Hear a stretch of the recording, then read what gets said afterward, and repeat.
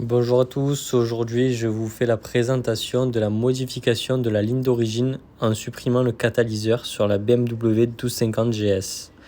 Vous allez voir qu'il y a une énorme différence et on se rapproche même du bruit Akrapovic pour pas cher.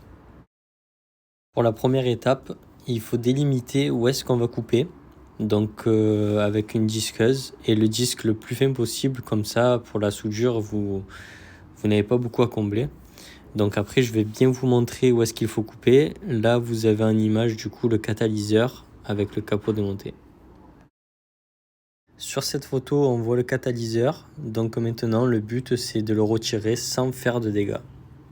C'était plus facile à dire qu'à faire parce qu'en fait quand ils ont soudé le pot, la soudure s'est prise avec le catalyseur. Donc là vous voyez bien que j'ai réussi à sortir la grosse partie. Et en fait, il reste l'enveloppe du catalyseur qui était soudée à l'échappement. Donc ma technique, j'ai rentré le manche d'un marteau par la sortie où le silencieux vient se brancher. Et en gardant le marteau dedans, je l'ai tapé au sol. Et en fait, j'ai réussi à arracher la grosse partie du catalyseur. Ensuite, il a fallu s'occuper de l'enveloppe qui est restée soudée au pot. Donc là, j'ai utilisé un tournevis plat. J'ai réussi à relever un petit peu les bords et ensuite avec une pince bécro, je les ai arrachés doucement en le bougeant de gauche à droite. Ça s'est découpé facilement. J'ai bien réussi à lever la couche qui était soudée au pot. On voit bien les traces d'ailleurs. Et il me reste juste le petit rebord. Donc c'est pareil avec la pince, en le bougeant de gauche à droite, ça se découpe bien et propre. Voilà, là sur l'image on voit bien que j'ai réussi à tout lever. En bas à gauche on voit bien la coque du catalyseur et là le catalyseur. Voilà, le vidage est terminé. Maintenant je vais vous montrer où bien couper. Voilà, donc moi j'ai décidé de disquer le long de la soudure. Il y a la soudure aussi latérale. Et j'ai tiré un trait droit ici. Voilà.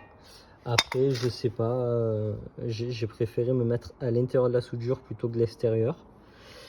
Parce que en fait, il y a la jonction du pot qui est prise dans la soudure. Donc voilà. On voit bien que j'ai coupé plus grand que le catalyseur en lui-même. C'est fait exprès, c'est pour passer la pince, le tournevis. Si j'avais coupé juste, j'aurais galéré pour sortir tout ça. Voilà, ça y est, j'ai récupéré la ligne chez le chaudronnier, comme vous pouvez le voir. La soudure est parfaite et bien étanche. On va passer sur l'écoute des différents bruits. Là, on va commencer avec la ligne d'origine et l'échappement d'origine.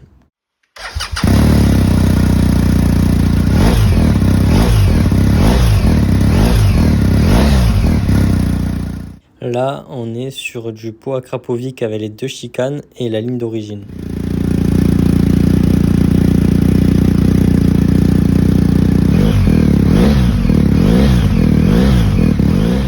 On est d'accord qu'on n'a pas entendu d'énormes différences entre le pot d'origine et le pot Akra avec les deux chicanes. Là, ce sera le pot Akra sans chicane avec la ligne d'origine. On va déjà voir la différence.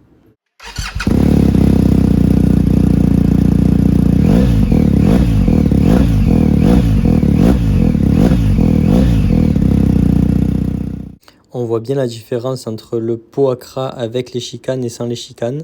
Maintenant, je vais vous montrer les lignes sans échappement. Ça sera la ligne d'origine, puis la ligne modifiée.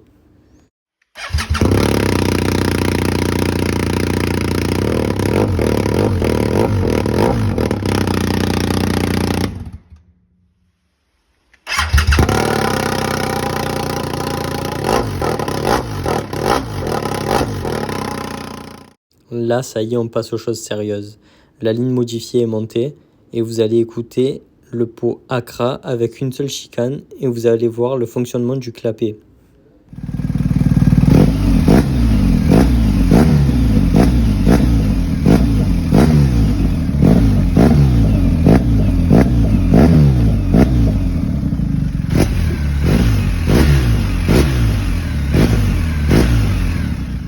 On voit bien une différence. Déjà, l'air qui sort beaucoup plus fort parce qu'on voit la chicane bouger alors que sur les premières vidéos, elle ne bougeait pas du tout. Et maintenant, on va écouter la ligne modifiée avec le pot sans chicane.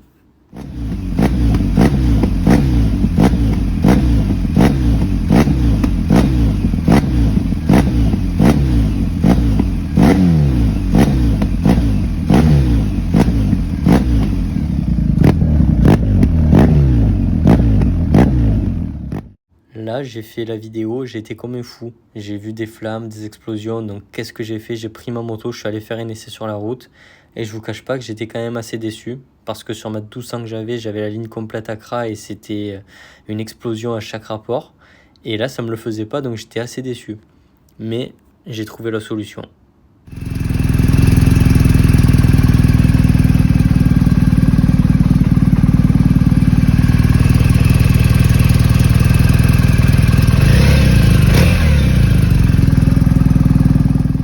Je sais pas si vous l'avez compris, mais du coup c'était à cause du clapet. Donc, qu'est-ce que j'ai fait? J'ai condamné le clapet.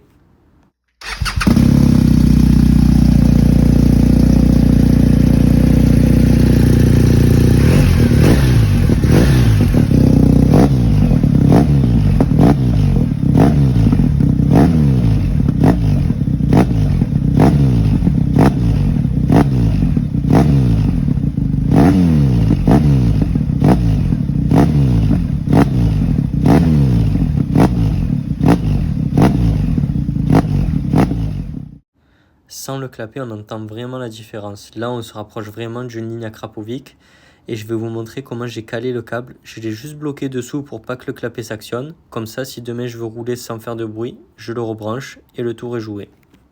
De la façon que j'ai bloqué le clapet et que j'ai modifié la ligne, il n'y a besoin de faire aucune modification, il n'y aura aucun code défaut.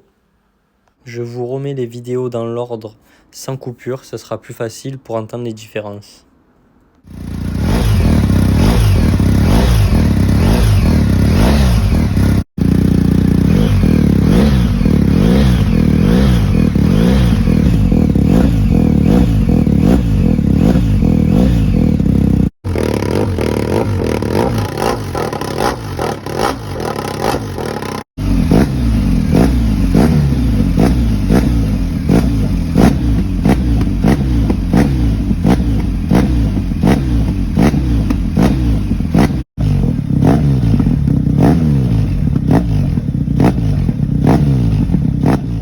On arrive à la fin de cette vidéo, j'espère que ça vous a plu.